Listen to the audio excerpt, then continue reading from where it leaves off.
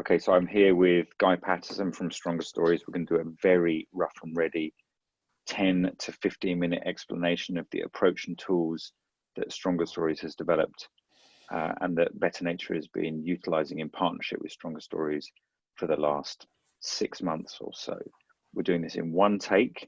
The idea is that it's a way in which we can get up to speed asynchronously, in that you can find 10 to 15 minutes to make a cup of tea and watch this along with the next two videos ahead of a large, hopefully large group meeting sometime on Monday, time yet to be confirmed. Guy, over to you. So we're interested in stories to make change happen faster. And to do this, we look at stories through three lenses. The first is story as strategy. The second are the stories that work as a catalyst for change. And the third is the storytellers themselves. So how can we help story activism? But first, kind of, why do stories matter? Well, we've told stories for hundreds of thousands of generations. And the key point here is that actually stories have been the primary way that we've used information to help us cooperate as a species. So since we first developed the gene for speech, all the way up to the agricultural revolution, it is only stories that we have used to cooperate. So that means, to a degree, we're sort of hardwired. We have a pattern-seeking, narrative-hungry story brain that includes the cortisol hit, that same fight or flight mechanism that works for us in other areas of life, works when we are confronted with a compelling villain in a story. It grabs our attention. We need the oxytocin, the empathy building of an ordinary world that we recognize and a hero we want to root for. And we also kind of need the dopamine hit of a happy ending. So all of these things mean that stories are a really, really useful tool for connecting with our hearts as well as our heads. There are patterns to stories, and we've spent a lot of time investigating these patterns and kind of which ones are best deployed in which situations. There is one to rule them all. It is called the hero's journey and was uncovered by an academic in the 1940s called Joseph Campbell. And he looked at 40,000 different texts to find an underlying structure to the most successful stories. So these were Victorian penny dreadfuls, they were Greek myths, they were Aboriginal legends, they were the texts of the great religions. He created a structure, or discovered the structure with 17 steps. We've analysed these and worked with them and identified 9 that are the key steps if you want a story about change. These 9 are an everyday hero, an ordinary world, compelling villain, a mentor with gifts, a call to adventure, across the threshold, allies and gifts, 3 challenges, and a better world. And I'll come on to bring those to life for you. A bit of a spoiler alert. One of Joseph Campbell's students 30 years later was a guy called George Lucas, who took the template and used it to create Star Wars, which in popular culture has probably been the most successful story of the last 60 years. And so it's a very familiar pattern to Hollywood. Some of the kind of key things to kind of note about the successful Hollywood stories is that they have an outer journey and an inner journey. And to just highlight this really simply, if you think about Jaws, the movie works because the compelling villain is manifested itself as a shark.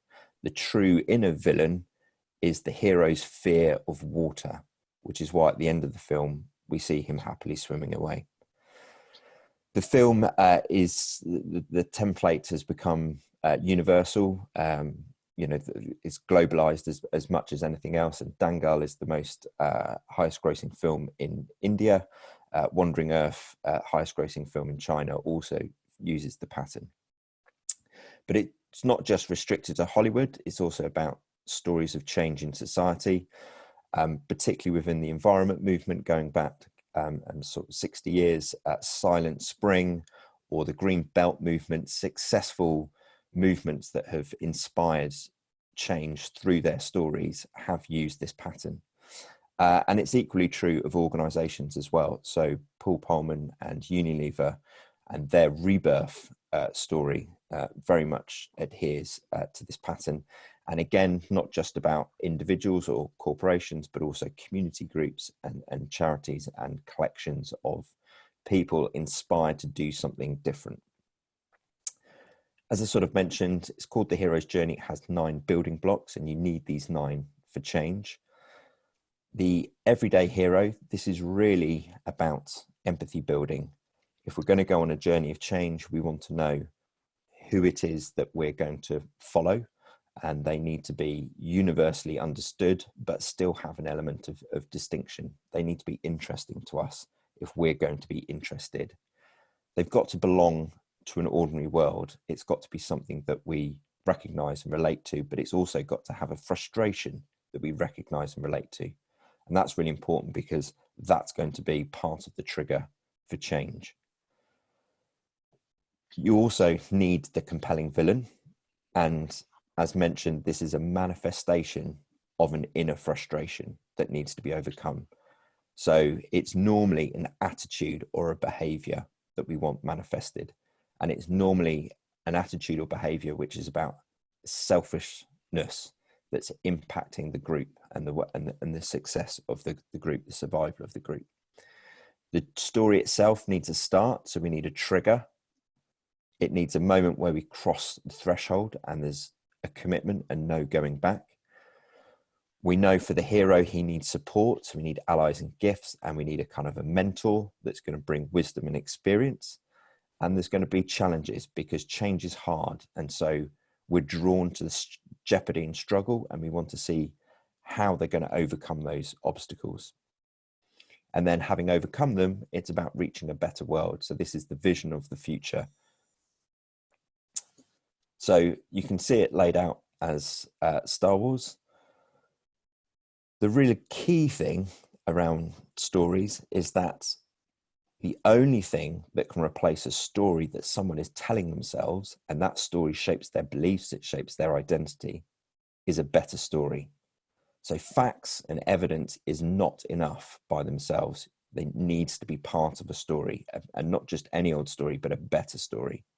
This is something that Elon Musk, for example, has done extremely well. So whether it's a better story about going into space, whether it's a better story about being an interplanetary species, whether it's a better story about how you move a market faster with electric vehicles by giving up your IP around your blueprint for your battery.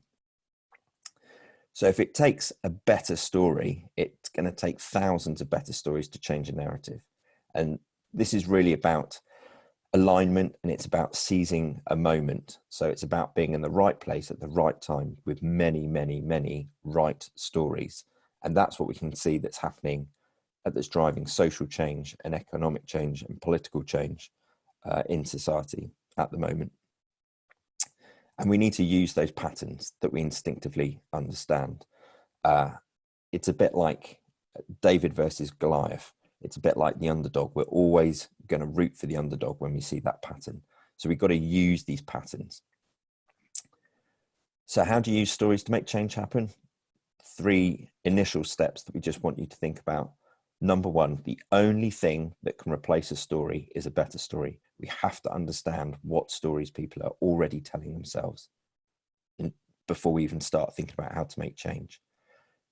Second step, it takes many better stories to change a narrative. So whatever we're doing, we know that we're going to need multiple stories. This is not a singular thing.